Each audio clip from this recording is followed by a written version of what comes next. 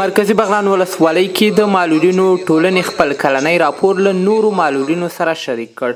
خیال محمد احمدزی د مرکزي بغلان ولسوالۍ د معلولینو مشر وایي چې د ورکړل شوو شمیرو له مخې یوازې په دې ولسوالۍ کې 800 تنه معلول کسان ژوند کوي چې د حکومت له پامه غورځېدلي دي.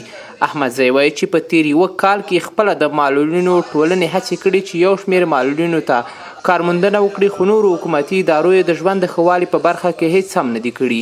وضعیت د معلولینو خو بیشتره تاسو ته معلومه، ټوله نړۍ ته معلومه ده چې وضعیت د سالمو خلکو هغسې ستونزو سره ده. معلولین خو سل په سلو کې ستونزو کې دي، خو بلکې موږ ډېر محدوده معلولین توانیم پیدا کړې ده چې یو کاریابي ورته وکړو، هغوی ته یو کار او یو پیشه په لاس کې ورکړو.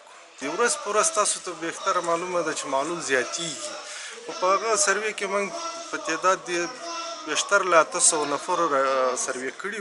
معلولین وایي چې نه د معلولیت لپاره ځانګړې شوې پیسې پر وخت حواله کیږي او نه هم کوم دولتي بنسټ پوښتنه کړي چې د معلولینو ژوند په مرکزي بغلان ولسوالۍ کې کومې ستونزې ګواښي.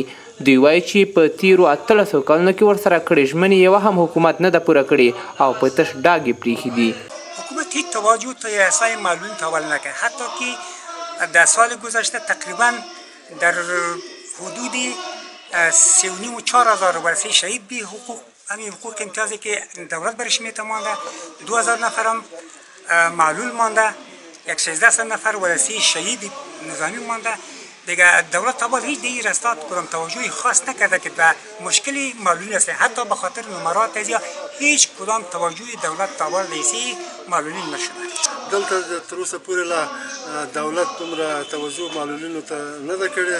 موږ ډېرې زیاتې ستونزې لرو. دغه ستونزې د معاشاتو دي چې موږ د معلولینو په وزګم کال پاتې دي، هغه حتی د 2-3 کلو مخکې معاشونه هم د معلولینو او د ورثه د شهداو پاتې دي. معلولین له حکومته غواړي چې دوی لپاره د کاري زمینې برابرې کړي او د رهایشي نمرو د ورکولو په برخه کې د کړې ژمنې پوره کړي. هڅه مو وکړه چې د بغلان د سیمه ییزې ادارې نظر هم په دې تړاو د ځانه سره ولرو، خو بریالي نه شو. نورګل اندړوال، میلمه راډیو، بغلان.